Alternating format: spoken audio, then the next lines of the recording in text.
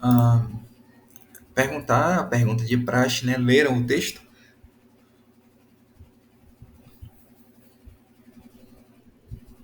Sim. Sim, eu gostei do texto. E aí, o que vocês têm para me falar sobre o texto? Além de que gostaram do texto. Deixa eu fazer uma pergunta aqui para nortear. Vocês imaginam por que eu passei esse texto para vocês?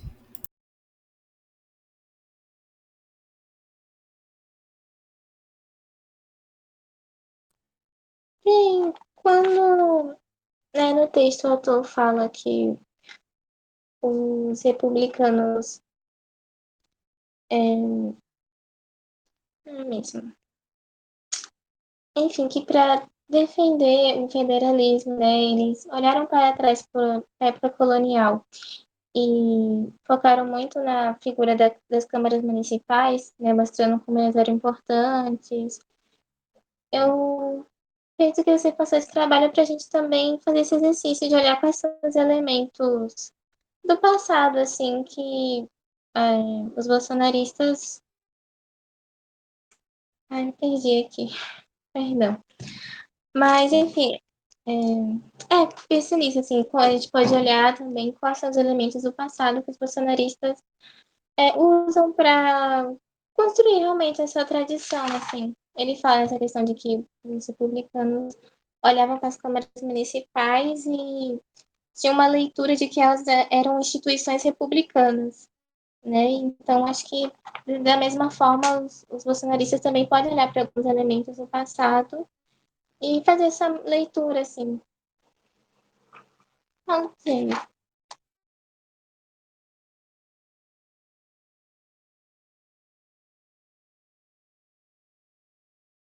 Olha o comentário de Isadora.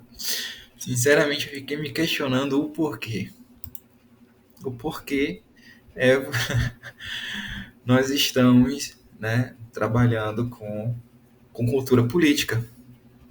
E aí, como eu falei lá quando eu passei o trabalho, as nossas aulas elas vão fundamentar a pesquisa de vocês. Elas vão dar bases para que vocês façam a pesquisa de vocês. Na aula sobre o texto de Angela Alonso, nós vimos já isso, né? Porque ali era a definição de culturas políticas, de identidades políticas. E nós tínhamos já naquele momento uma leitura que era feita dos republicanos e dos monarquistas sobre a história do Brasil. Né? Então, leituras particularistas do particularismo, leituras particulares do passado, feitas por esses grupos políticos e que todos os grupos políticos vão fazer. Né?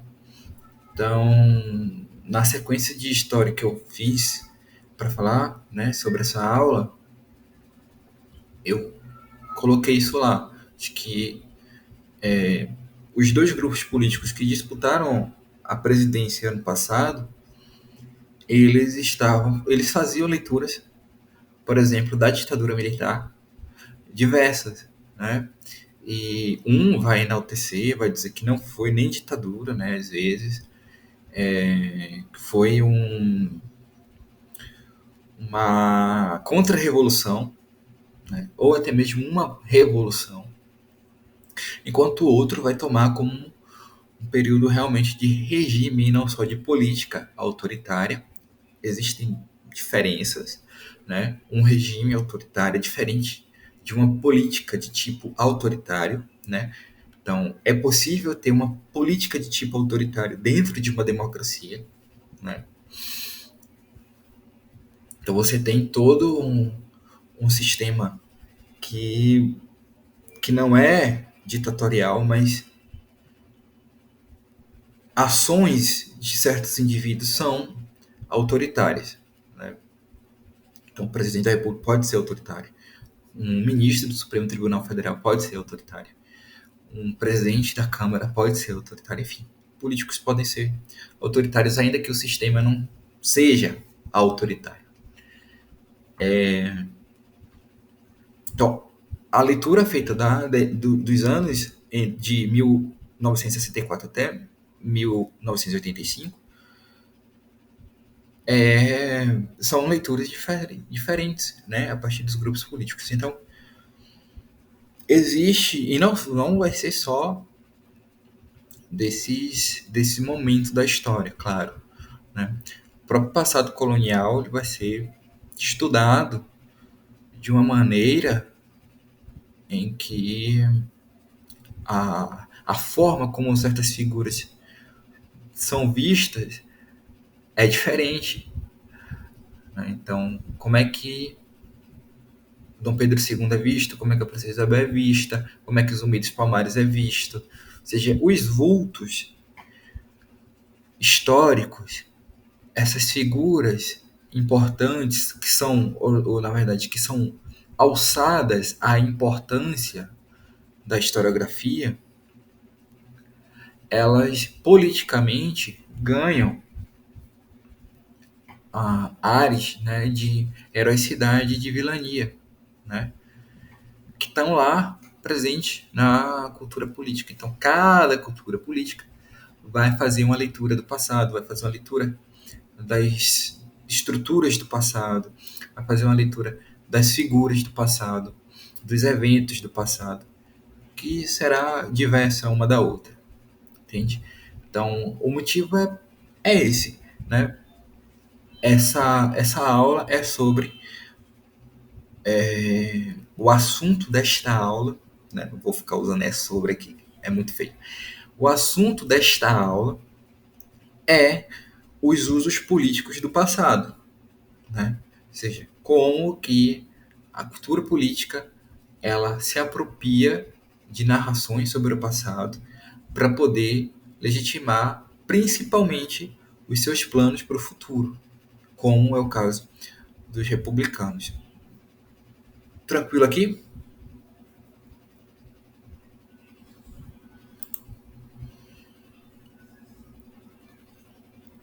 Tudo tranquilo, tudo de boa? Sim, tudo massa, excelente. Então, vamos falar sobre o autor do texto. Então, esse texto, nós vimos, ele é uma tese apresentada para titulação de doutor na Universidade de Campinas, a Unicamp. O autor é o Antônio Carlos Galdino, que tem formação em letras, mestrado em ciência política e o doutorado em história. Então, as pós-graduações. Não. E aqui serve também para vocês, né? Porque vejam só, o texto é muito bem escrito, ele é historicamente fundamentado, historicamente preciso, é um texto muito bom, escrito por alguém que não é de origem da história. Né? É alguém que veio de uma formação em letras, depois em ciência política e, enfim, em história. Claramente, é possível manusear a historiografia nessas outras disciplinas. Né? A linguística pode utilizar a própria questão etimológica é uma espécie de historiografia dos termos, né? Então, assim, de você ir até a fonte, né? Você ir até o passado dos termos e tal. E também as palavras, elas têm sentido dentro de contextos. Então, é possível você fazer uma pesquisa sobre um termo e ah, descobrir que, sei lá, no século XIX ele era uma coisa e no século XX outra. Então, aí você vai precisar entender o contexto no qual esse termo está inserido. Né? A carga semântica dele vai ter vai ter um sentido em determinado contexto e outro num contexto diferente. Então é possível manusear a história nas letras, é possível manusear a história na ciência política, principalmente na ciência política, porque muito difícil ter uma compreensão da política sem ter uma compreensão do passado. E aí você chega até a história, a historiografia, para fazer historiografia. Então, vejam que não é um caminho que está fechado para vocês. Então, vocês podem fazer esse trabalho tranquilamente. Tá?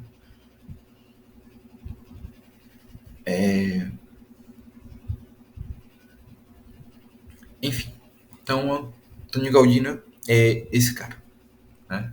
Antônio Carlos Galdino. Esse texto de 2006, ele é um texto que está inserido num contexto de, digamos assim, de revitalização de certos estudos republicanos.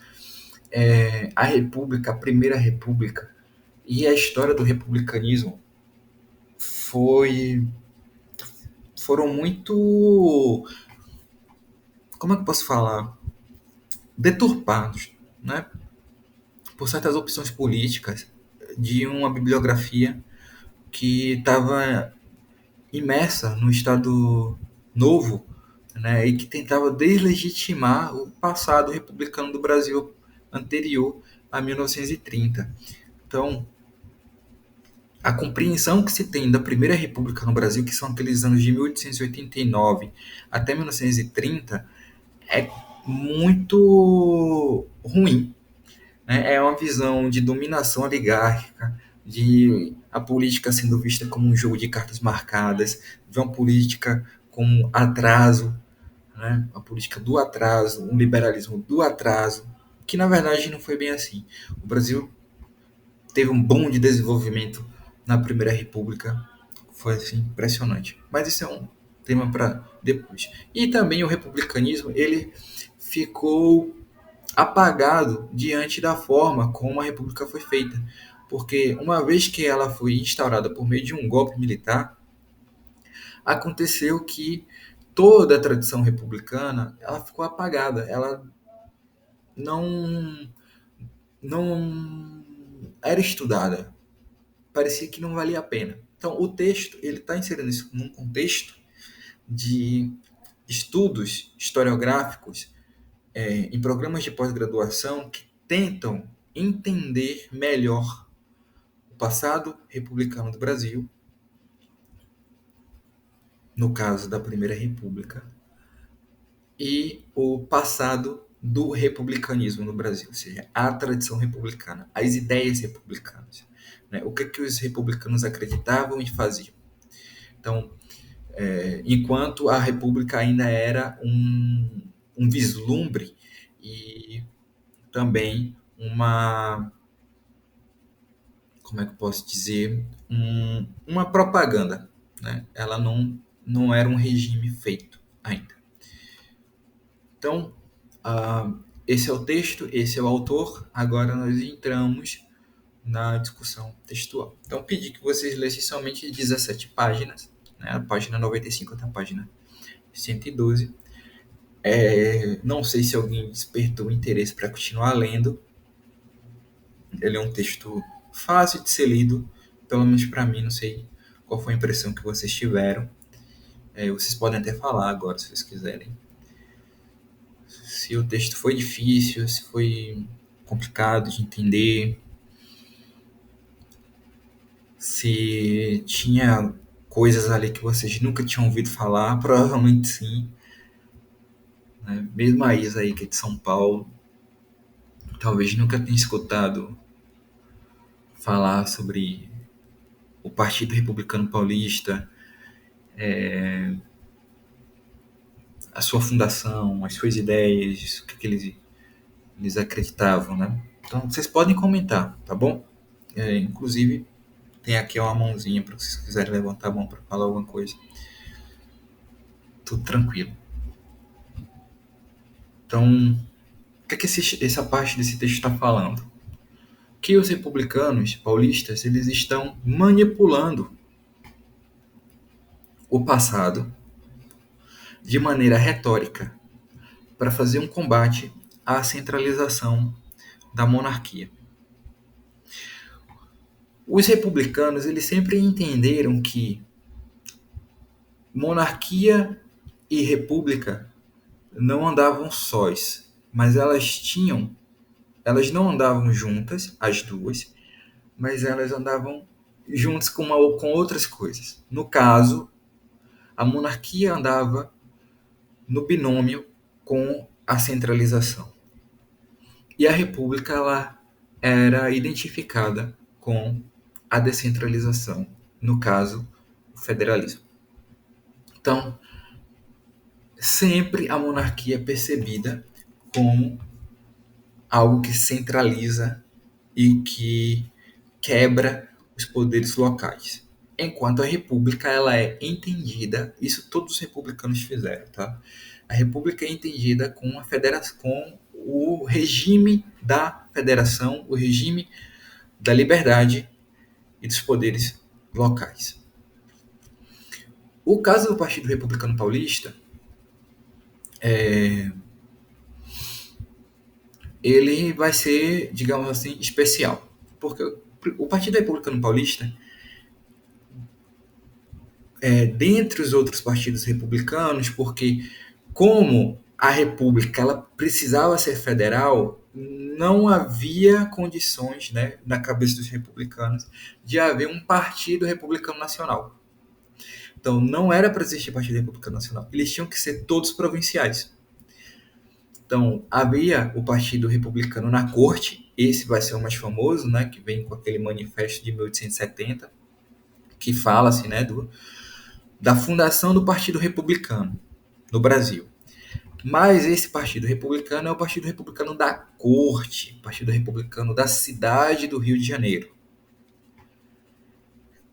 Havia outros partidos republicanos, no caso, o Partido Republicano de São Paulo, o Partido Republicano do Rio Grande do Sul, o Partido Republicano da Bahia, o Partido Republicano de Pernambuco, o Partido Republicano do Pará, que vão ser fundados posteriormente. Realmente, o primeiro Partido Republicano é o Partido Republicano da Corte.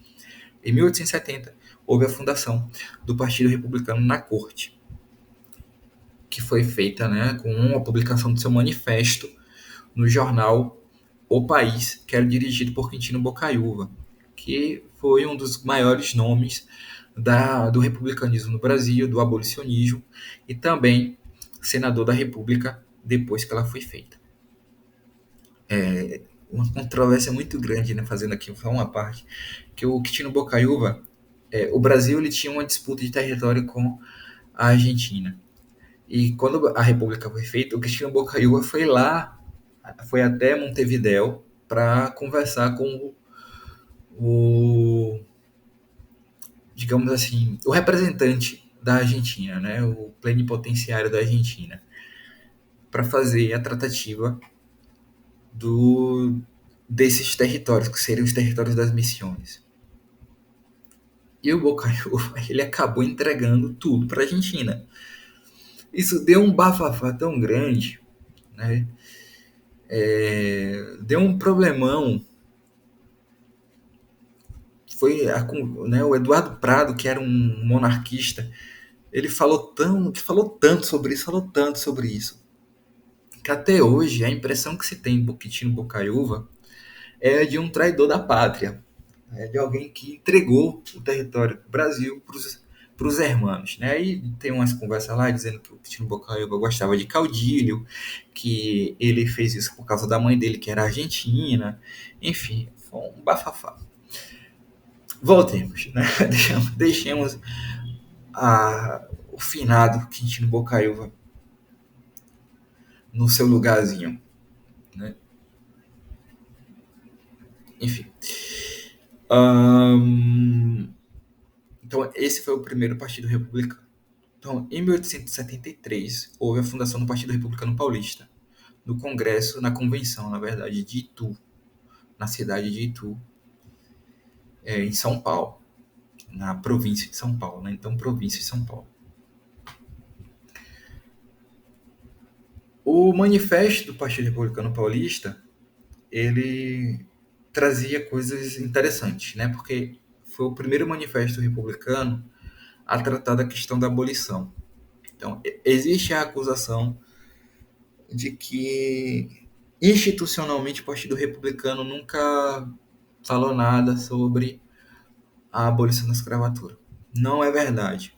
Primeiro, a gente tem que entender que não isso, né? Esse panorama, esse contexto de não haver uma centralização do Partido Republicano. O Partido Republicano não é uma entidade central, não é o PT, ele não era o Partido Conservador da época, ele não era o Partido Liberal da época. Eles eram partidos descentralizados em que cada partido tem as suas especificidades. Vamos lembrar do contexto, falei isso hoje lá no meu Instagram.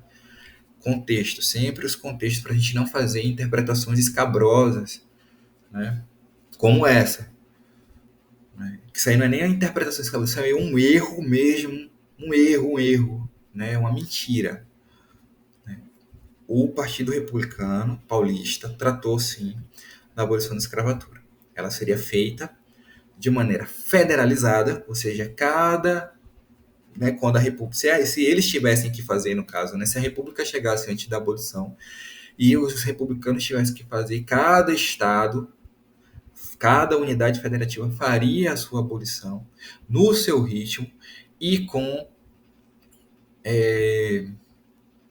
indenizações a serem pagas aos proprietários. Então, especificidades. Né? Bom,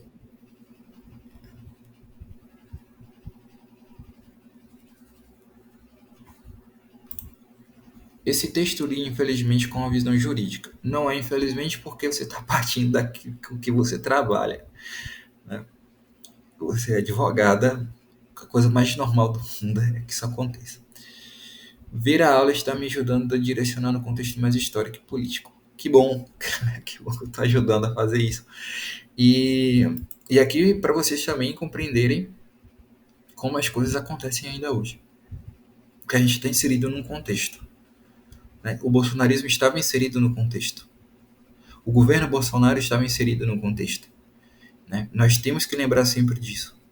Esse contexto histórico, político, social, econômico, cultural, né, ele pesa sobre as decisões políticas das pessoas. Então, isso deve ser sempre levado em consideração. E, por exemplo, o Partido Republicano Paulista, ele não podia simplesmente fazer a abolição ao Deus dará.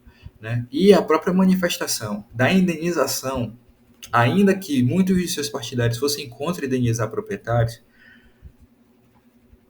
acontece por quê? Por causa do contexto. Quem era que garantia votos nessa época? Os proprietários, porque só votava quem fosse proprietário. Quem era que financiava o partido? Proprietário, senhores de escravos. Então, você tinha que dar uma satisfação a esses caras. Não tem como separar isso, se afastar disso. Então, é preciso entender o contexto, sempre, né? Para a gente não fazer interpretação escabrosa. E acontece muito interpretação escabrosa, tá? Negócio muito complicado, né? Às vezes as pessoas pegam os textos assim, enfim. Então o PRP ele vai ser o partido republicano por excelência.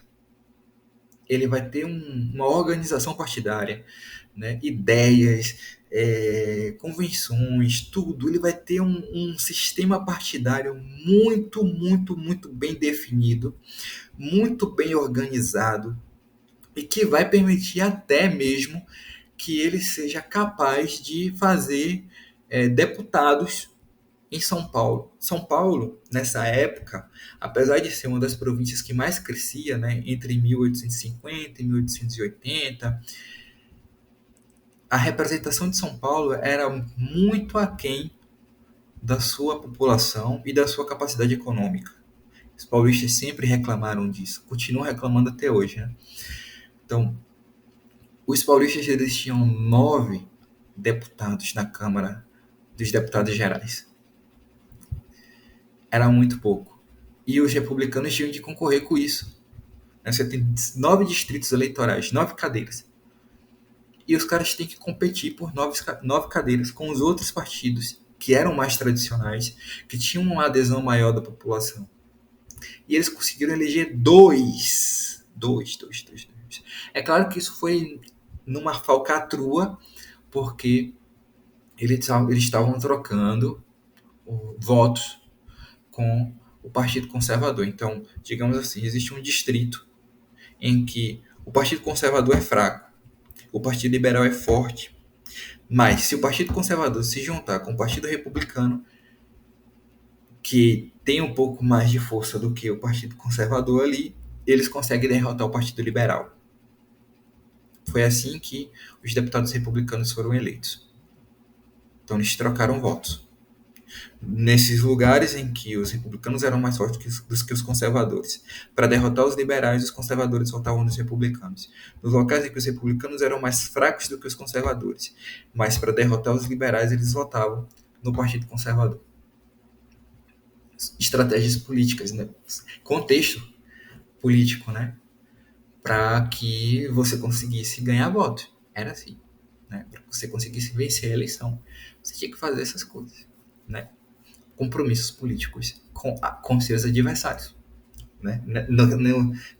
Nesse momento em que isso aconteceu, o Partido Liberal estava no poder. Então, o que o Partido Conservador e o Partido Republicano em São Paulo pensavam? O amigo do meu inimigo é meu amigo também. Então, vamos nos aliar para derrotar aquele que está lá. Então, o Partido Republicano Paulista ele tinha esse diferencial. E aí eles também tinham essa coisa de não ficar somente na teoria, de não se voltar somente para a teoria, né? Os republicanos do Rio de Janeiro eram leitores de John Stuart Mill, que também é citado no texto, do Alexis de Tocqueville, que é citado no texto também. Mas eles não fazem teorias sobre a história do Brasil para fundamentar as suas opções pelo federalismo e pelo republicanismo. Então, o que o Partido Republicano faz? Eles manipulam o passado colonial do Brasil para fundamentar, e é uma manipulação mesmo, pelo texto vocês notam, né? Que o que há é pegar a história do Brasil e interpretar de tal forma que se encaixe na crítica à centralização monárquica. Como é que eles fazem isso? Eles se voltam para as câmaras municipais, que realmente tinham uma autonomia grande, mas também porque você não tinha outras dimensões de poderes muito bem definidas. Os capitães donatários, os vice-reis e os capitães gerais, eles não eram lá muito poderosos no Brasil. Muitas vezes, o José Mourinho de Carvalho fala isso,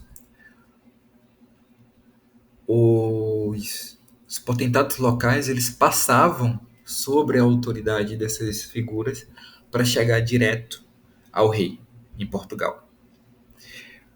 Então,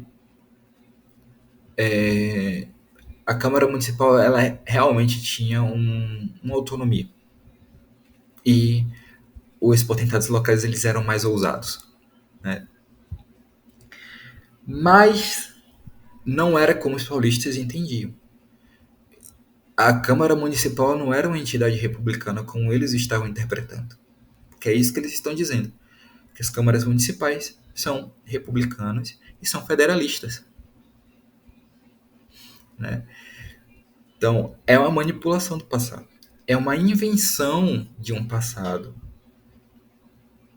baseado numa experiência histórica real para poder fundamentar um projeto político. E muita gente fez isso. Aqui, saindo de São Paulo, chegando a Pernambuco, por exemplo, nós podemos ver como os pernambucanos, em 1817, por exemplo, em 1710 também, eles manipularam o seu passado colonial também para dizer que eles eram diferentes do resto do Brasil. Então, como vocês devem ter ouvido falar na escola, eu não sei como é que é o ensino nos outros estados, né? Mas aqui, pelo menos, a gente aprende que houve um domínio holandês no Nordeste do Brasil. Vocês já devem ter ouvido falar nisso, né? Durante a colonização. Então, em quais lugares do Nordeste isso foi. Quer dizer, Nordeste não, né? Porque não existia Nordeste. Aí já tá uma complicação. Porque não há Nordeste. Não havia Nordeste nessa época. Você tem capitanias no Norte. Era assim que era falado. Capitanias do Norte. Mas não Nordeste. Esse Nordeste que é criado, né, com essa imagem dos cangaceiros, dos sertanejos, tudo isso é uma construção do século XX até, pelo menos do final do século XIX. Esse Nordeste místico, né, do Antônio Conselheiro, essas coisas todas, tudo isso, né, é um construto, né, posterior, muito posterior. Mas, enfim, então houve, né, hoje nesse lugar que se chama Nordeste do Brasil, houve uma dominação holandesa. Quem foi que expulsou os holandeses? Os pernambucanos. Né? Duas batalhas foram as principais, né? As duas batalhas de Guararapes. Hoje, lá no monte, no morro dos Guararapes, que fica na cidade de Jaboatão dos Guararapes, que faz parte da região metropolitana do Recife, atualmente.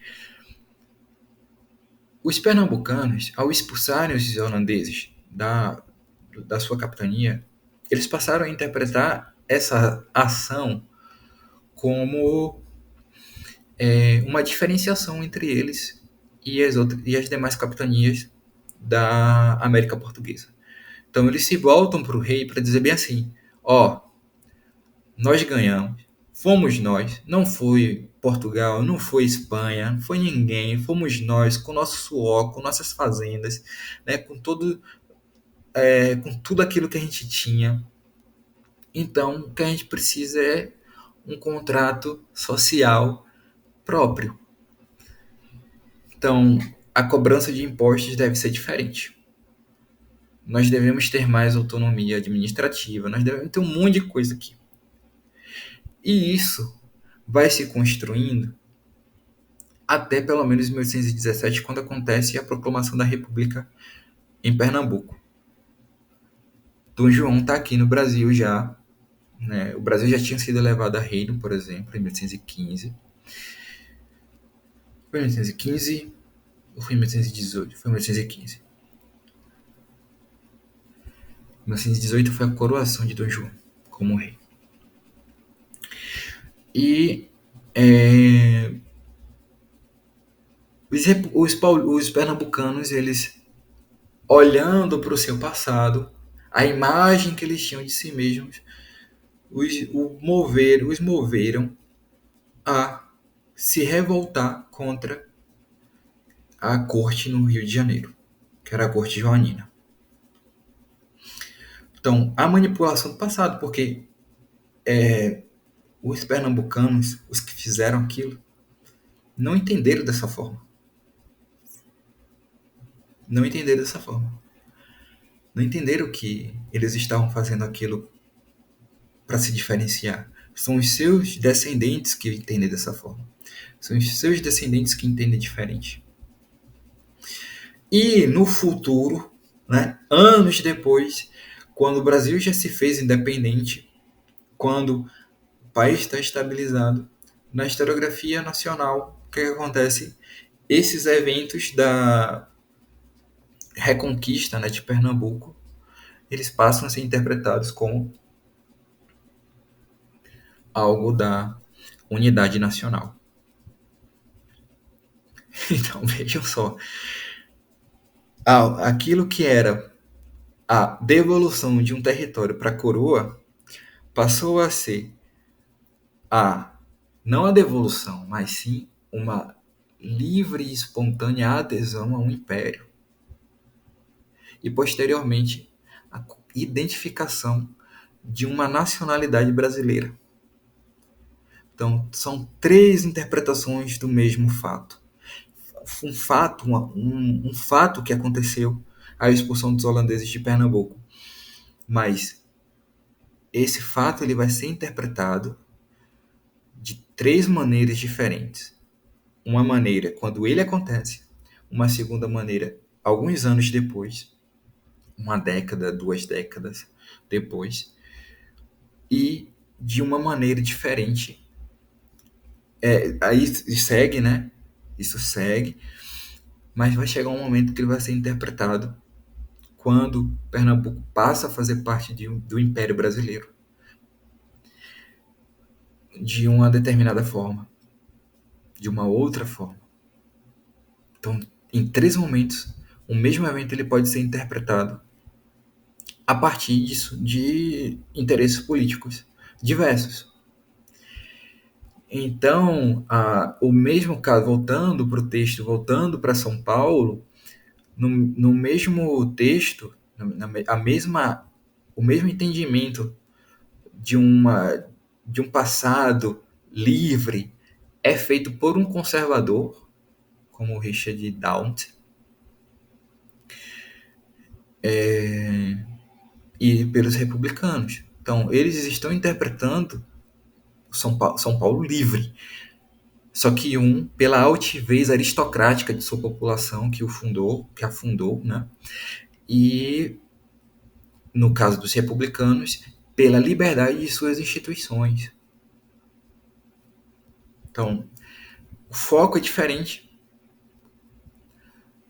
os interesses são diversos, mas o objeto analisado é o mesmo. As interpretações, porém, são diferentes. A mesma São Paulo, um outro exemplo, vai ser interpretada pelas inconfidentes mineiros, nessa forma mais próxima do Richard Downt, né? E também mais próxima dessa compreensão dos pernambucanos. Os pernambucanos se viam como diferentes das outras capitanias, né? Como eu acabei de falar. A interpretação do passado deles a partir de uma compreensão pós-guerra contra os holandeses, né?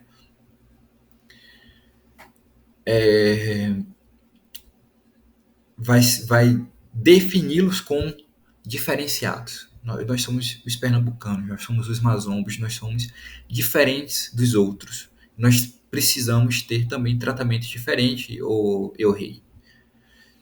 Os paulistas, os mineiros, na verdade, eles vão interpretar o passado deles da mesma forma.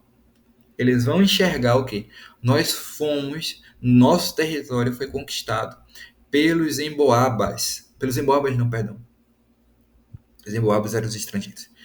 O nosso território foi conquistado pelos paulistas que lutaram contra os emboabas. E todo mundo sabe que os emboabas vencem a guerra, né, dos emboabas. Então, os paulistas não venceram nada. Os bandeirantes não venceram nada, mas os mineiros eles interpretam isso.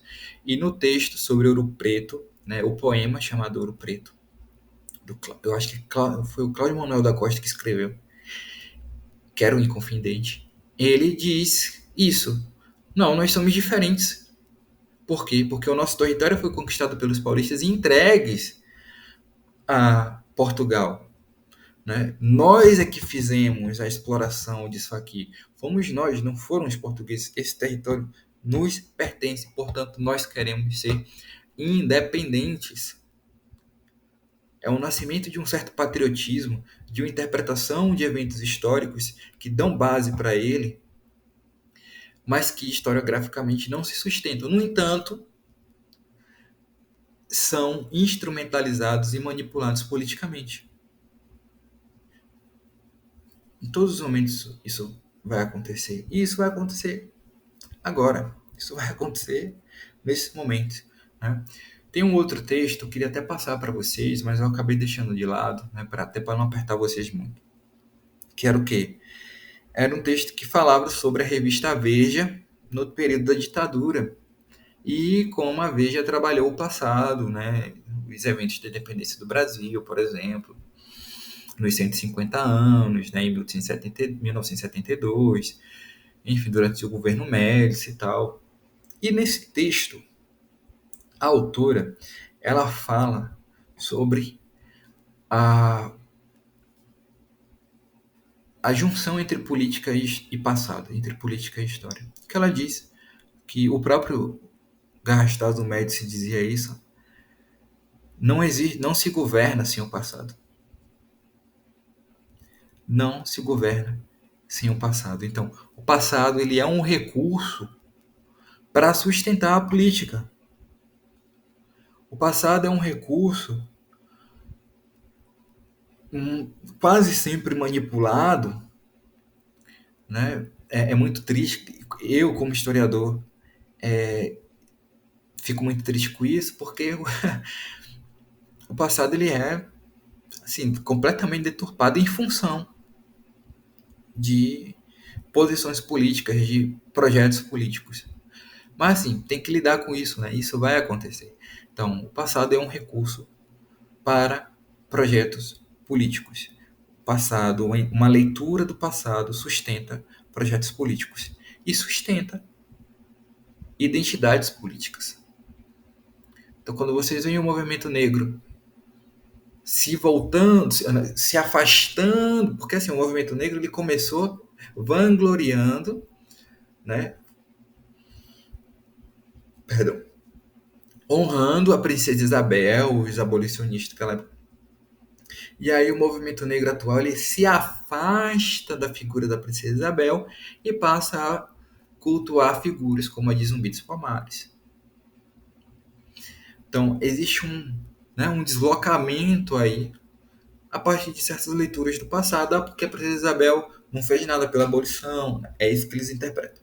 Porque a princesa Isabel tomou uma postura conservadora, né? A solução que foi dada foi uma modernização conservadora que não teve impacto nenhum na vida dos negros na época. Já estava acontecendo, a abolição, na verdade, foi arrancada por meio das revoltas escravas. Enfim, um monte de interpretações. A leitura do passado, sustentando posições políticas e atitudes políticas, porque a queima de estátuas, né, de monumentos, a tentativa de se mudar o nome de ruas, de praças, de cidades, porque homenageiam figuras como, por exemplo, Barão do Cotegipe, que é tido como escravista, um escravocrata, execrável, né? Ah, e outras figuras do tipo. Né? Enfim, tudo isso é amparado por uma certa leitura do passado. Então, quando vocês virem alguém queimando, por exemplo, a estátua do Borba Gato, é porque ela está fazendo uma leitura do passado, que diz que Borba Gato é o vilão, enquanto os índios são vítimas. E aqui eu não estou dizendo nem que sim nem que não, mas apenas, né, entendendo o que está por trás dessas atitudes. Então, é algo que aconteceu no passado, aconteceu com os republicanos paulistas, aconteceu com os pernambucanos, aconteceu com os mineiros e está acontecendo agora. Então a gente olha para o passado para entender o que está acontecendo agora. E aí a gente entende como as práticas políticas elas não mudam, né? A forma de você organizar uma identidade política não muda, a forma de você organizar um partido não muda, a forma de você criar os discursos não muda, referir-se ao passado não muda, né? Tudo isso está presente. Esteve presente no passado, está presente agora. Né? Esteve presente no ano passado e vai estar presente em 2026 ou até mesmo no ano que vem nas eleições para os municípios. Né? Enfim, era isso que eu queria falar para vocês hoje. Se vocês tiverem algumas questões aí para serem levantadas, nós temos ainda tempo.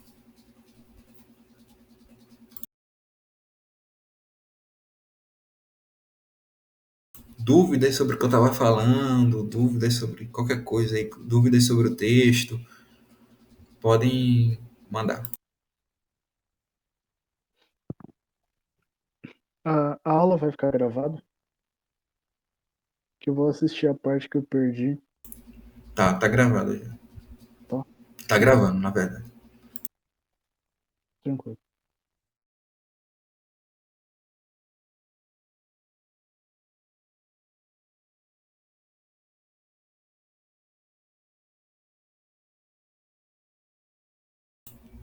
Nada? Nenhuma questão? Nossa. Bom, eu fico muito feliz, né? Eu imagino que. Tô pensando. Porque eu fico imaginando assim, poxa, eu falei, né, de um jeito assim tão excepcional que eles entenderam tudo. Eu fico com medo também, né? Porque pode ser assim, não, eu falei de um jeito tão obscuro e hermético que eles não entenderam nada. Podem comentar, velho. A gente pode comentar sobre o texto, pode comentar sobre as outras leituras que vocês fizeram, pode falar.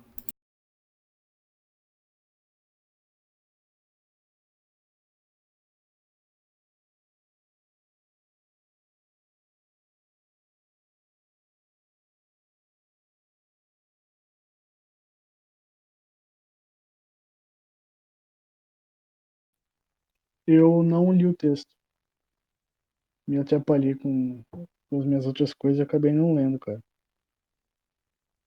Aí por isso que eu vou assistir a aula depois e terminar de ler. Eu só li o comecinho, na verdade, mas não concluí, então eu tô meio por fora.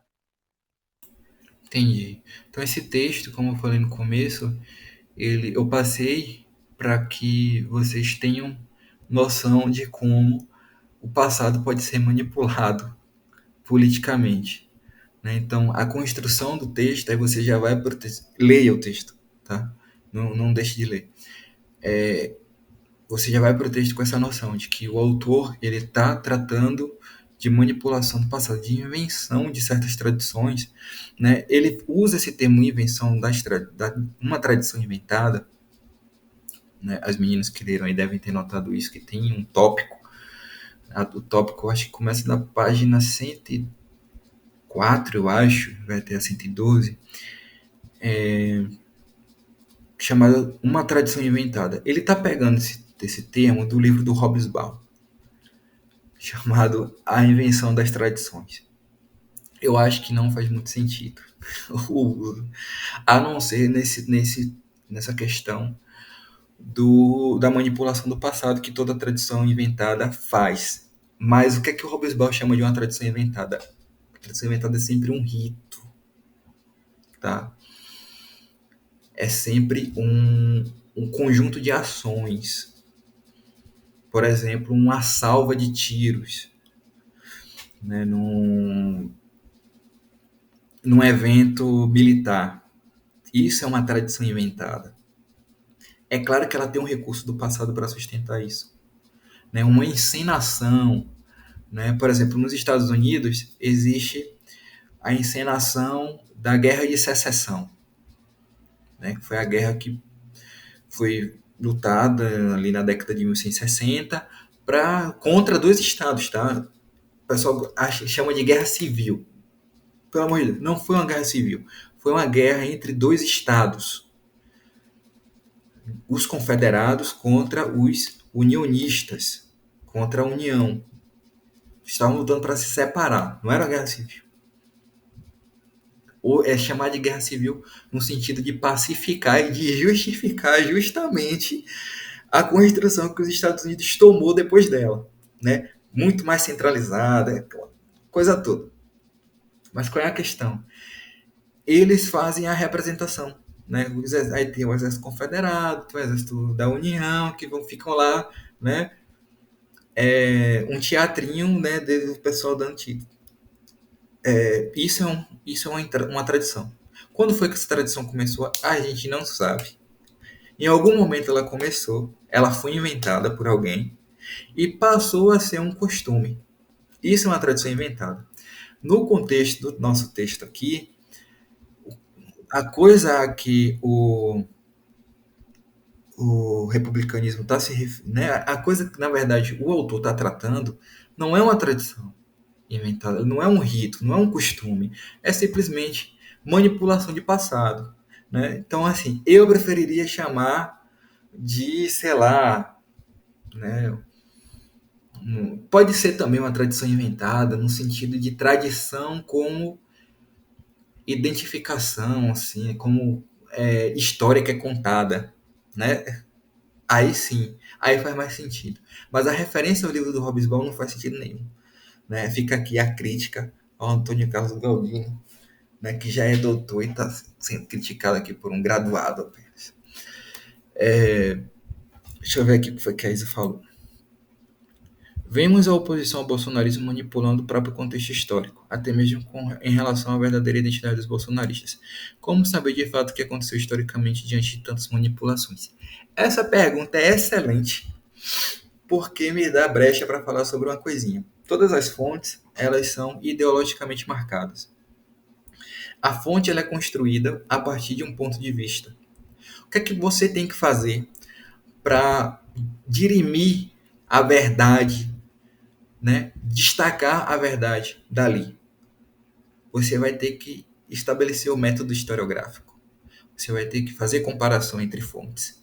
Você vai ter que fazer uma crítica textual. Você vai ter que entender o contexto em que esse texto está sendo escrito, em que essa fonte está sendo produzida. E você vai ter que entender quem é que está produzindo essa fonte. Quais são os interesses que estão ligados? Qual é o contexto em que essa fonte é produzida, né? Por exemplo, num contexto eleitoral, um contexto eleitoral é diferente de um contexto em que o governo já está estabelecido. O contexto de... Lembra quando a gente falou na aula passada sobre os discursos? Né? Em que você tem um discurso que é feito durante a eleição, um discurso que é feito fora do governo, dentro do governo, enfim. Um discurso que é feito em momentos de crise, outro discurso que é feito em momentos de bonança. Você tem que levar em consideração o contexto. Então, vai ter que fazer tudo isso que eu falei. Vai ter que ver quem é que está escrevendo, quem foi que fez, quem produziu a fonte, quando produziu, como produziu, com quais interesses essa fonte foi produzida. E uma sorte de outros fatores. Você vai ter que fazer uma crítica textual. Você vai ter que ver o que os conceitos ali que estão sendo, digamos assim, manipulados, aqui não no sentido de manipulação de... E outra coisa, quando eu estava falando manipulação do passado, eu não estava falando de falseamento do passado não, tá bom? Manipulação no sentido de mexer com a mão, tá bom? Eu não sei se vocês conhecem esse sentido para manipulação, mas manipulação, sentido original do Daniel, aí, que ele da área de letras, me corrija se eu estiver errado. Mas manipulação quer dizer pegar, né, mexer com as mãos. É você trabalhar com as mãos, né? É por isso que você manipula remédios, né? Você não falseia o remédio, né? Mas você manipula ingredientes que dão em remédio, né? Então, existe uma manipulação de conceitos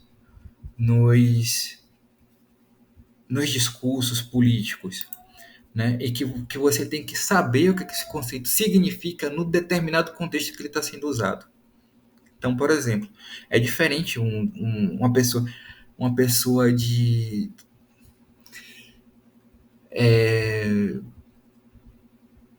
esquerda falar de democracia e um bolsonarista falar de democracia. São coisas completamente diferentes.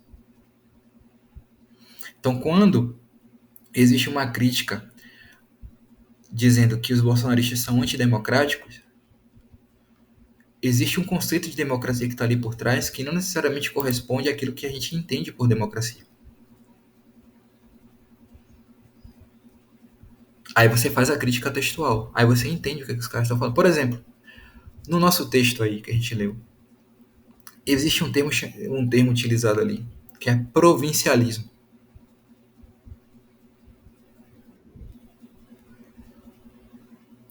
O que o provincialismo significava? Não era o federalismo. Não era enxergar a província como aquela entidade política. Era bairrismo.